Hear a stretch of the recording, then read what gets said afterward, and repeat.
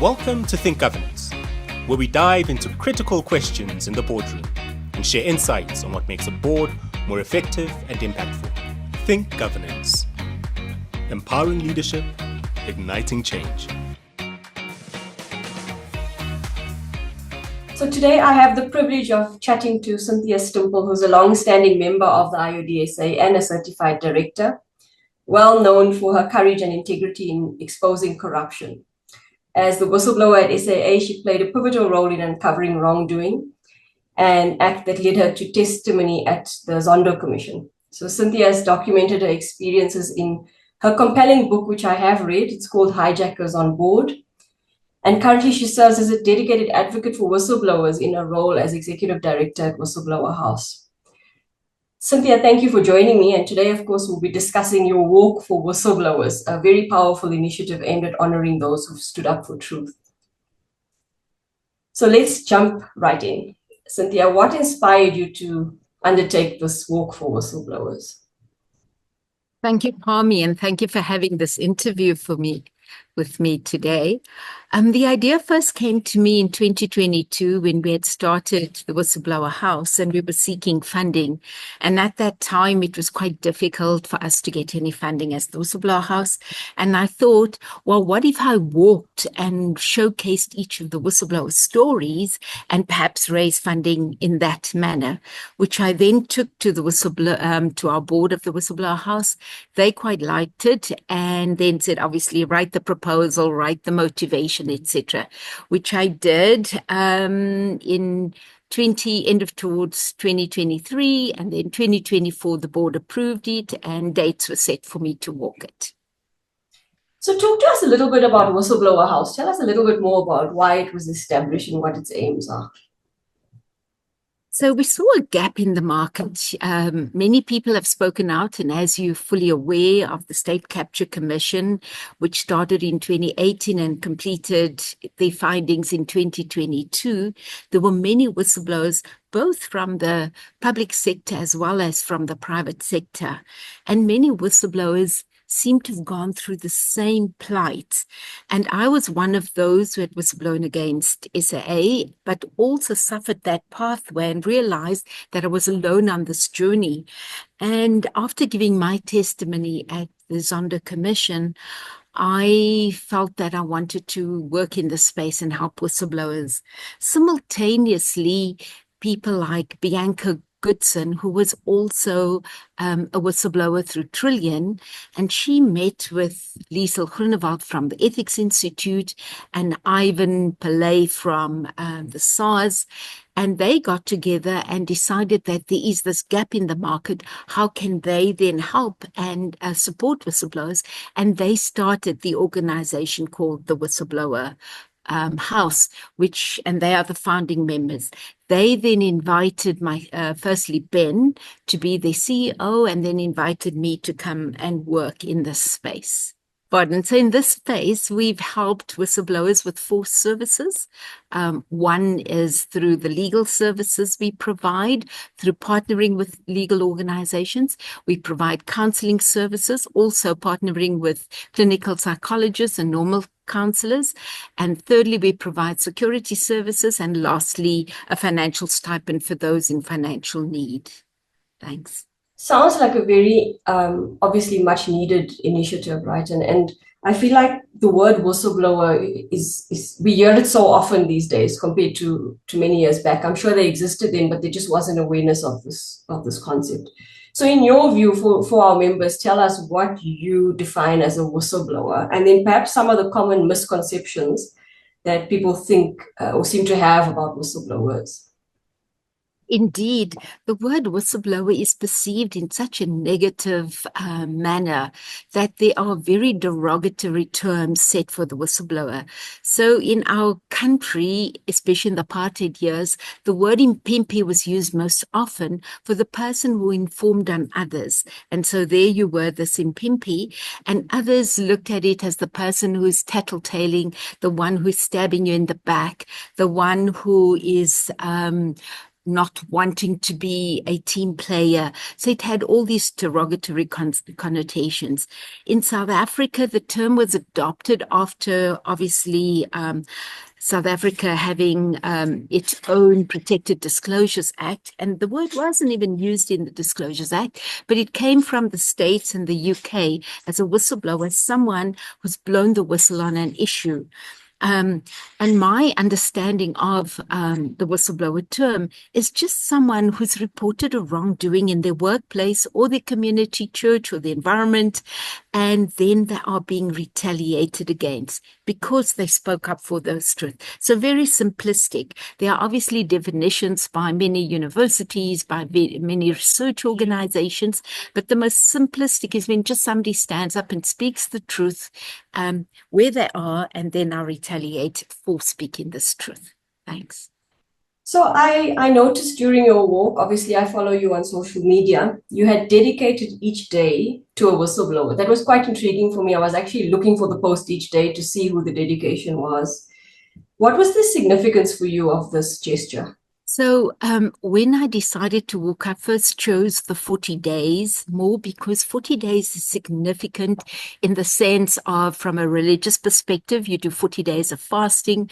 When someone has passed away, you wait for 40 days after their passing to have a memorial.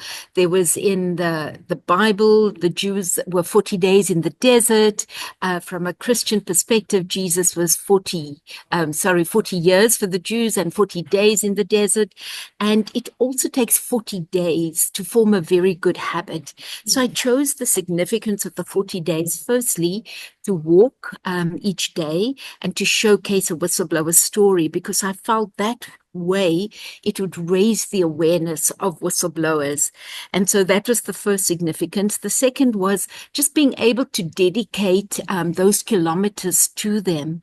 And for me specifically, I couldn't walk in the whistleblower's shoes, but I could understand and relate to what happened to them because of having walked that similar journey when I whistleblew at SAA. And so each day I would, before I embarked on my day's walk, I would read up on this specific whistleblower, blog their story, which I most times could only do it in the evening, but I would read it so that as I walked that day, I could dedicate who they were, what they did, how they did it. And I cannot profess that I understood everything that they suffered, but I use the terminology that we all probably in this major whistleblower type storm, and we each may have a different type of boat or raft or ship or dinghy or even a wooden beam to survive the storm.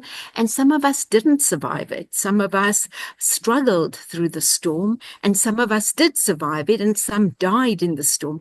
So it was that type of dedication that I wanted to give my energy and my time dedicated to this whistleblower, and hopefully that more people would understand that awareness and see that it's not just a person being vengeful or a person who is being spiteful or malicious, but someone who stood up for the truth, and they did it in an honest way, from an integrity perspective, and they didn't for 1 minute think of themselves. It was merely just standing up for the truth, and they made the ultimate sacrifice for that.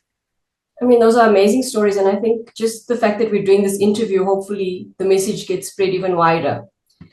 So what did you personally gain or benefit or learn from this whole experience? So for me, my personal experience was that it made me realize, because some stories, I knew the whistleblowers, but I didn't know the in-depth story of them, like Mike Chichonga, and realized that how much he suffered. And therefore I wrote his story from his wife's perspective, because she still had children to take care of, and she had to tell them what their father had done. So there was more in-depth introspection for me, just understanding those stories. I can imagine those who haven't even read whistleblower stories in the past. The other perspective for me was that I just grew more stronger in my willingness and to help whistleblowers and support them, because I felt there is a huge gap and we're not yet doing enough, because we don't fully understand when a whistleblower has lost their home and their jobs, you'll never be able to recoup that home or buy another house. And many of them, which we slowly which is coming to the fore now, that they're just giving up.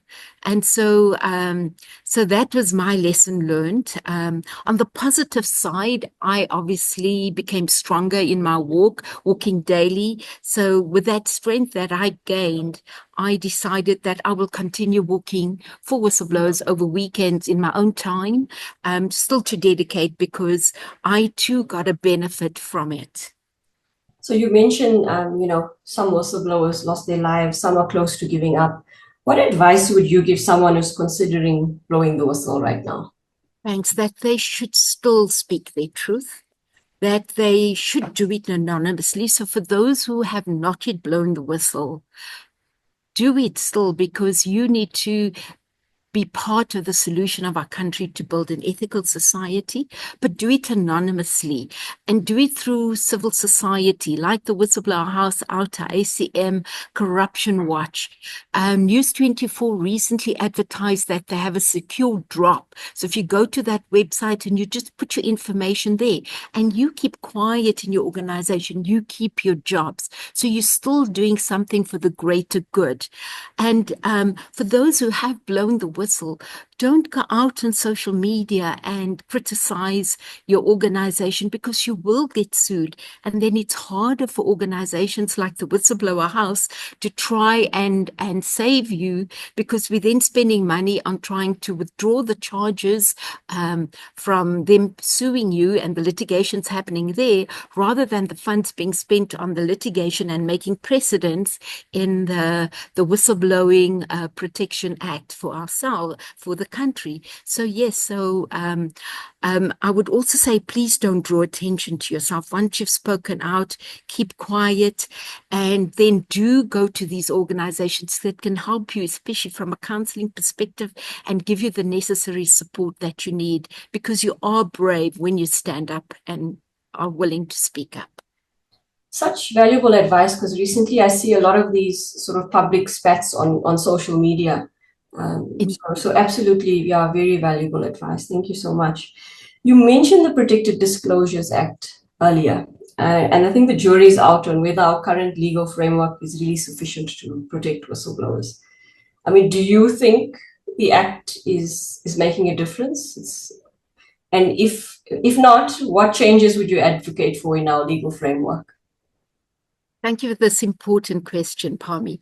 We have the Protected Disclosures Act, which was promulgated in 2000, and then it was amended in 2017, where they brought in not just only the worker or the employee, but anyone else who also identifies any corruption, malfeasance, or wrongdoing in the workplace. However, the current act, even though already amended in 2017, still only refers to occupational detriment, and it doesn't makes no sanctions for the perpetrator in the organization who have committed the malfeasance.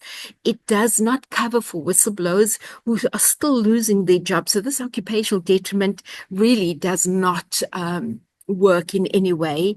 There's also no compensation or reparations in set out for whistleblowers who lose everything. And there's no specific clause that states once you've reported, the evidence must be investigated and keep your hands off the whistleblower. This needs to be done.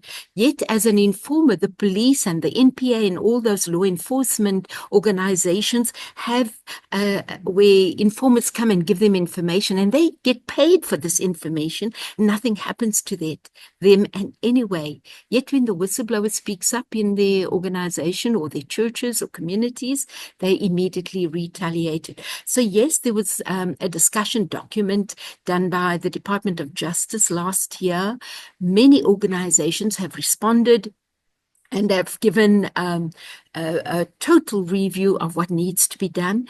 To date, we haven't seen any feedback yet from the Department of Justice. Currently I'm attending the anti-corruption conference happening over 2 days, yesterday and today. And yesterday there was a representative from the Department of Justice who stated that they are working on it. So we hope that sooner or later we will see changes in it.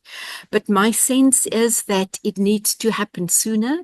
We don't even need to wait for legislation to happen, but changes need to happen in the culture of organizations and the behavior of people.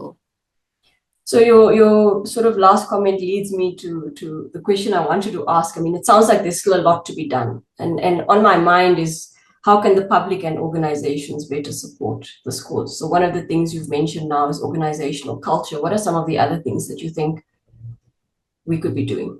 Indeed. And I think companies could do quite a lot differently, and they could start straight away. They don't need to wait for the PDA, which is the Public Disclosures Act, to be changed.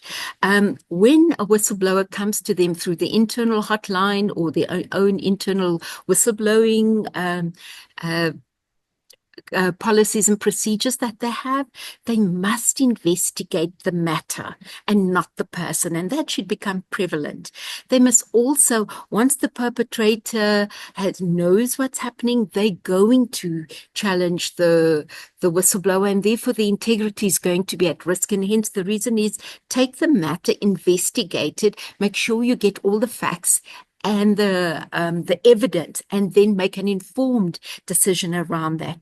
And so it's therefore key that they separate those issues from the person who reported it. And they must also, when it's found after the full investigation that the person reported it has the evidence, has the all the facts around it, then there need to be decisions made. How do you deal with it? When it's found that the person was actually being malicious, then obviously your other company policy should come into place, like the code of conduct. There's different clauses in that. If you misbehave, if you have any malicious behavior, what follows then? And then that type of action should be taken against the person who spoke out. But if there's none of those, then they have the evidence that should be followed through, and the whistleblower should not be touched in any way. That way, there's no retaliation done. Companies should also create safe places and spaces for whistleblowers to speak out. And I would suggest or recommend that perhaps your Friday mornings or whichever way, Mondays, whichever suits the organization, that you call your staff together and make it relaxed, where you have this regular discussion over tea, coffee, or snacks, where you get people just to speak out what's happening in the organization. And I would call it having courageous conversations with your whistleblowers, where they could speak out on issues happening there. And then the person who speaks out should not be victimized in any way. And whatever is said in that room or discussion should be taken of, how do we fix it? How do we make it better for the department or the organization? Because at the end of the day, you'll get more whistleblowers speaking out, or people just speaking and saying, oh, I'm uncomfortable because of this is happening. I don't like the way we do our meetings. Perhaps we can change the method. And that way you get your employees working together with the organization, building that organizational culture to be more ethical and have a higher integrity.